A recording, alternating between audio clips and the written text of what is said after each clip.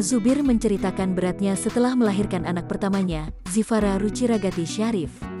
Mantan VJ MTV ini mengaku, usai melahirkan, ia tak tahu menahu cara merawat bayi.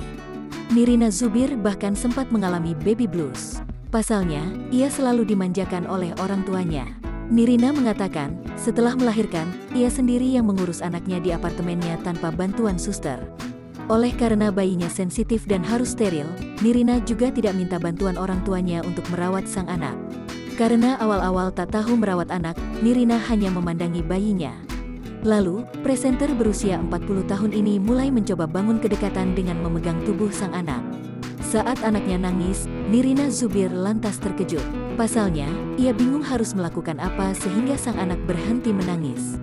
Akhirnya Nirina Zubir ikut nangis bersama sang anak. Tapi itu malah membuat tangisan sang anak makin kencang.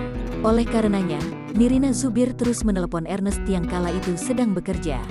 Lantaran baby blues tersebut, Nirina Zubir sempat memutuskan untuk vakum sementara dari dunia hiburan. Setelah pulih dari baby blues, Nirina Zubir kembali terjun di dunia hiburan. Dia terlibat di sejumlah judul film dan serial televisi hingga YouTube.